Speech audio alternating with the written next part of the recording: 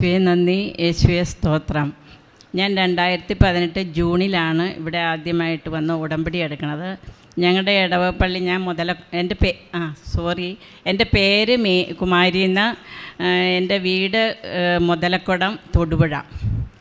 ഞാൻ ആദ്യമായിട്ട് ഇവിടെ വന്ന് സാക്ഷി എടുക്കുന്നത് 2018 ജൂണിലാണ്. ഞാൻ എൻ്റെ ഇടവപ്പള്ളിയിൽ എനിക്കൊരു പത്രം കിട്ടി. ആ പത്രം ഞാൻ കൊണ്ടുവന്ന് വീട്ടിൽ വെച്ച് വായിച്ച് എനിക്കത് വായിക്കുന്നതോറും പെട്ടെന്ന് എൻ്റെ കണ്ണ് നിറയായിരുന്നു. അത് കഴിഞ്ഞ് ഞാൻ 2-3 ദിവസം ഞാനിവിടെ വന്നു. ഞാൻ ഉടമ്പടി എടുത്ത് പോയിട്ട് ഞാൻ ഉടമ്പടിയിൽ വയ്ക്കാത്ത ഒരു കാര്യം എനിക്ക് ആദ്യമേന്ന് തന്നെ മാതാവ് സാധിച്ചു തന്നത്. ഞാൻ കൗൺസിലിങ്ങൊക്കെ കഴിഞ്ഞ് ഇറങ്ങിയപ്പോൾ ഞാൻ പറഞ്ഞു, എൻ്റെ അമ്മയ്ക്ക് 97 വയസ്സുണ്ട്, സുഖമില്ലാണ്ട് കിടക്കുമായിരുന്നു. അപ്പോൾ ഞാൻ എന്നാ ചെയ്യേണ്ടത്, അതിന് നല്ലൊരു മരണം കിട്ടാൻ വേണ്ടി ഞാൻ എന്നാ ചേച്ചി ചെയ്യേണ്ടതെന്ന് എന്നോട് ചോദിച്ചു. അപ്പോൾ പറഞ്ഞ് ഇവിടുത്തെ തൈലം കൊണ്ടുപോയി നെറ്റിയിൽ കുരിശ് വരച്ച് പ്രാർത്ഥിച്ചാൽ മതിയെന്ന് പറഞ്ഞു. ഞാൻ കൊണ്ടുപോയി നെറ്റിയിൽ തൈലം വെച്ച് കുരിശ് വെച്ച് പ്രാർത്ഥിച്ച് പോന്നു. ഒരാഴ്ച കഴിഞ്ഞപ്പോഴത്തേക്ക് അമ്മയ്ക്ക് പെട്ടെന്ന് അസുഖമൊക്കെ കൂടി എല്ലാവരെയും അറിയിച്ചോളാൻ പറഞ്ഞു. അറിയിച്ചു. ഞങ്ങളൊക്കെ ചെന്ന് കഴിഞ്ഞ് അമ്മയ്ക്ക് എല്ലാം കൊടുത്തു. അച്ഛൻ വന്ന എല്ലാം തന്നെ കൊടുത്തു. ഒരു 4 ദിവസം അങ്ങനെ ഒരു വെളിവും ഇല്ലാണ്ട് ഒന്നും അറിയാണ്ട് കിടന്നു. 4-ാം ദിവസം ഉച്ചയായപ്പോൾ എണിച്ചേച്ച് ചോദിക്കുക, എന്നാ ഞങ്ങൾ മരണം നോക്കിയിരിക്കുക. അപ്പോഴുണ്ട് 4-ാം ദിവസം ഉച്ചയായപ്പോൾ എണിച്ചേച്ച് ചോദിക്കുക, ഇവിടെ ഒന്നും ഇല്ലേന്ന്. അത് കഴിഞ്ഞ് ഞങ്ങൾ ചോറൊക്കെ കൊടുത്തു, കഞ്ഞിയൊക്കെ കുടിച്ചു. അത് കഴിഞ്ഞ് എല്ലാവരും വീട്ടിൽ കൂടെ പൊക്കോളാൻ പറഞ്ഞു. കൃത്യം ഒരു 2 ആഴ്ച കഴിഞ്ഞപ്പോൾ പെട്ടെന്ന് തന്നെ അസുഖം കൂടുതലായി. ഞങ്ങൾ വന്നു കഴിഞ്ഞ് ഞാൻ വന്നു കഴിഞ്ഞപ്പോൾ അമ്മയ്ക്ക് വലിയ തുടങ്ങിയായിരുന്നു. ഒരു രാവിലെ തൊട്ട് വൈകുന്നേരം ആയപ്പോഴത്തേക്കും എല്ലാവരും മക്കളും 3 തലമുറ ഉണ്ടായിരുന്നു. എല്ലാവരുടെയും സാന്നിധ്യത്തിൽ അമ്മയ്ക്ക് നല്ലൊരു മരണം കിട്ടി. യേശുവെ വിളിച്ചു, കുരിശ് വരച്ചു അമ്മയ്ക്ക് നല്ലൊരു മരണം കിട്ടി. പിന്നെ രണ്ടാമത് എൻ്റെ ഭർത്താവിന്, ഞങ്ങൾ കല്യാണം കഴിഞ്ഞിട്ട് 35 വർഷമായി. എൻ്റെ ഭർത്താവിന് മദ്യപാനവും പുകവലിയും ഉണ്ടായിരുന്നു. അത് ഏപ്രിൽ 1-ാം തീയതി പുള്ളിക്ക് പെട്ടെന്ന് ഹാർട്ട് അറ്റാക്ക് ഉണ്ടാവുകയും അഡ്മിറ്റായി. ആ ഹാർട്ട് അറ്റാക്കോടുകൂടി ഒരു 45 വർഷം പഴക്കമുള്ള പുകവലി മാറിക്കിട്ടി. പിന്നെ ഒരു ആൻജിയോപ്ലാസ്റ്റൊക്കെ ചെയ്ത് 1 മാസം കഴിഞ്ഞ് 1.5 മാസം കഴിഞ്ഞ് വീണ്ടും കുടി തുടങ്ങി. എന്നായാലും ഈ ഫെബ്രുവരി തൊട്ട് ഇന്ന് 11 മാസമായി മദ്യപാനവും മാറി, പുകവലിയും മാറി. എൻ്റെ അമ്മയ്ക്ക് കോടാനുകോടി നന്ദി പറയുന്നു. അത് ഞാൻ ഉടമ്പടിയിൽ വെച്ച് ഞങ്ങളുടെയും വിശുദ്ധീകരണമായിരുന്നു. അങ്ങനെ അത് പിന്നെ ഇപ്പം ഞങ്ങളുടെ കുടുംബത്തിൽ സന്തോഷവും സമാധാനം. മറ്റെന്നാണെങ്കിലും ഒച്ചയും ബഹളവും ആയിരുന്നു എല്ലാവരും കൂടി കൂടുമ്പോൾ. ഇപ്പോൾ ഒച്ചയില്ല, ബഹളമില്ല, സന്ധ്യപ്രാർത്ഥനയുണ്ട്, എല്ലാം ഉണ്ട്. പിന്നെ ഞങ്ങൾക്ക് 17 വർഷമായിട്ട് വീടില്ലായിരുന്നു, വാടകയ്ക്കായിരുന്നു. ഞങ്ങൾ 2 പേരും ജോലിക്കാരായിരുന്നു. ഞങ്ങൾ ഗവൺമെൻറ് സർവീസിൽ, എനിക്കും പുള്ളിക്കും ട്രാൻസ്പോർട്ടിൽ ജോലിയായിരുന്നു. പക്ഷേ പെൻഷൻ പറ്റിയിട്ട് ഇപ്പോൾ 5-6 വർഷമായി. ഞങ്ങൾക്ക് ഇന്ന് വരെ വീട് മേടിക്കാനോ ഒന്നും സാധിച്ചില്ല. കിട്ടിയ കാശെല്ലാം തീർന്നു പോയി. ഒറ്റ പൈസ ഇല്ലായിരുന്നു. ഞങ്ങൾക്ക് ഈ കഴിഞ്ഞ മാസം എന്നെ വേറൊരാൾ സഹായിച്ചെന്ന് പറഞ്ഞ പോലെ പെട്ടെന്ന് തന്നെ ഞങ്ങൾക്ക് ഒരു വീട് കിട്ടി. ഈ കഴിഞ്ഞ 10 സെൻറ്റ് സ്ഥലവും നല്ലൊരു വലിയൊരു വീടും കിട്ടി. അത് ഈ കഴിഞ്ഞ വ്യാഴാഴ്ച 23-ാം തീയതി വെഞ്ചിരിപ്പായിരുന്നു.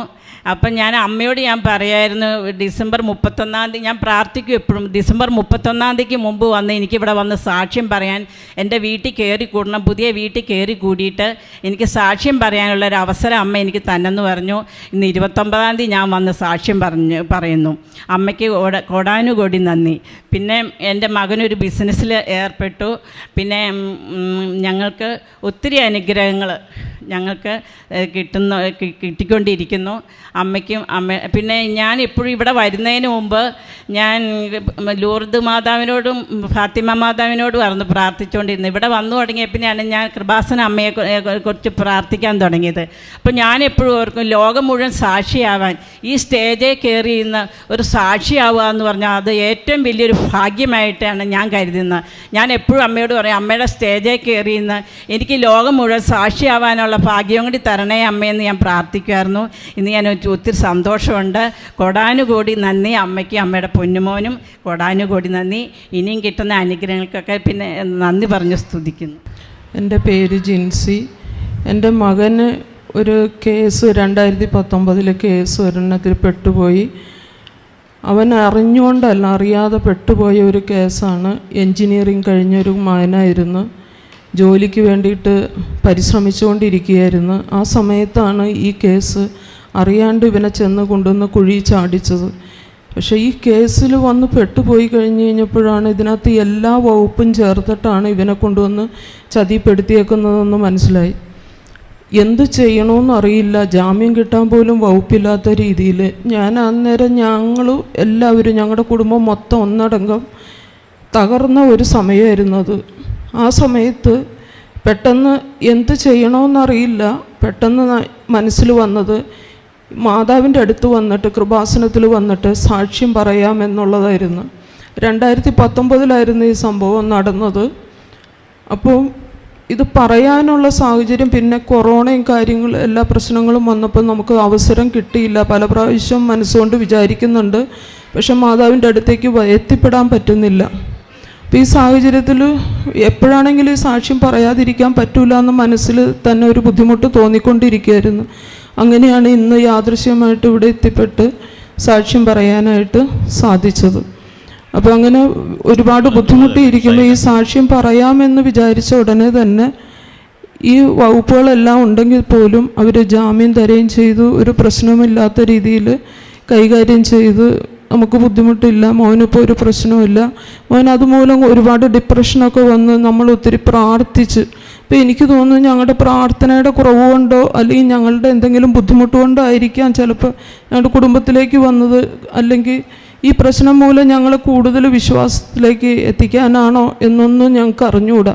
പക്ഷേ ഞങ്ങൾ ഈ ഒരു പ്രശ്നം മൂലം ഞങ്ങളുടെ കുടുംബം മൊത്തം ദൈവാനുഭവത്തിലേക്ക് കൂടുതൽ അടുക്കാനുള്ള ഒരു അവസരം കൂടി ഞങ്ങൾക്ക് കിട്ടി.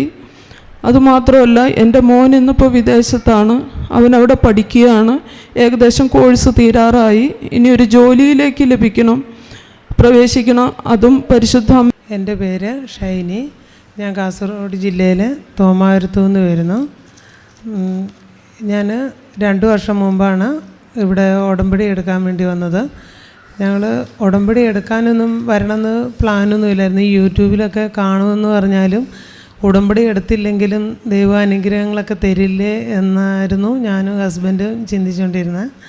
അങ്ങനെ ഇരിക്കുമ്പോൾ ഞങ്ങളുടെ മകന് മോണ ഇങ്ങനെ പൊങ്ങി വരികയും ഫ്രണ്ടിലെ 2 പല്ല് പൊന്തി വരുമായിരുന്നു. അത് ഞങ്ങൾ ഡോക്ടറെ കാണിച്ചപ്പം പറഞ്ഞു അത് അഡിനോയിഡിൻ്റെ ഗ്രോത്താണ്, അത് ഓപ്പറേഷൻ ചെയ്യണമെന്ന് പറഞ്ഞു. അന്നേരം ഞങ്ങൾ വിചാരിച്ചു യൂട്യൂബിലൊക്കെ കാണുന്നുണ്ടല്ലോ ഒരുപാട് പേരുടെ സാക്ഷ്യം. അങ്ങനെ ഒക്ടോബർ 1 ഡോക്ടർ ഓപ്പറേഷൻ പറഞ്ഞു. ഞങ്ങൾ 2-ാം തീയതി തന്നെ ഞാനും ഹസ്ബൻഡും കൂടി ഇവിടെ വന്ന് ഞങ്ങൾ ഉടമ്പടി എടുത്തു. ഉടമ്പടി എടുത്തതിൽ ഫസ്റ്റ് കാര്യം മകൻ്റെ ഓപ്പറേഷൻ ഇല്ലാതെ സൗഖ്യം കിട്ടണമെന്നായിരുന്നു. ഇപ്പം അവന് ഓപ്പറേഷൻ ചെയ്തിട്ടുമില്ല, ഒരു മരുന്നും കൊടുത്തിട്ടില്ല. പിന്നെ ഞങ്ങൾ ഉടമ്പടി എടുത്തു കഴിഞ്ഞ് പ്രാർത്ഥനയിലെല്ലാം മകനും ഞങ്ങളുടെ കൂടെ കൂടുമായിരുന്നു. ബൈബിള് വായനയും പിന്നെ തൈലം തൂത്ത് പ്രാർത്ഥിക്കുകയൊക്കെ ചെയ്യായിരുന്നു. അങ്ങനെ ഇപ്പം സൗഖ്യമായി, അവന് കുഴപ്പമൊന്നുമില്ല ഇപ്പം. പിന്നീട് 8 വർഷമായിട്ട് ഞങ്ങൾ വാടക വീട്ടിലായിരുന്നു. ദൈവം ഞങ്ങൾക്ക് സ്വന്തമായിട്ടൊരു വീട് തന്നു. 5 വർഷമായിട്ട് എനിക്ക് ശ്വാസമുട്ടലുണ്ടായിരുന്നു. ഡെയിലി ഇൻഹേലർ യൂസ് ചെയ്യുകയും വേണം, മാസത്തിലൊന്ന് ഹോസ്പിറ്റലിൽ പോകുകയും വേണമായിരുന്നു. ഇവിടെ ഉടമ്പടി എടുത്തതിന് ശേഷം ഇപ്പം 2 വർഷമായിട്ട് ഞാൻ ഇൻഹേലർ ഉപയോഗിക്കാറില്ല, ഹോസ്പിറ്റലും പോകില്ല. എനിക്കൊരു ജലദോഷം പോലും വന്നിട്ടില്ല ഈ 2 വർഷമായിട്ട്. പിന്നെ ബിസിനസ് ഉണ്ടായിരുന്നു, അത് ദൈവം ഒന്നും കൂടി മെച്ചപ്പെടുത്തി തന്നിട്ടുണ്ട്.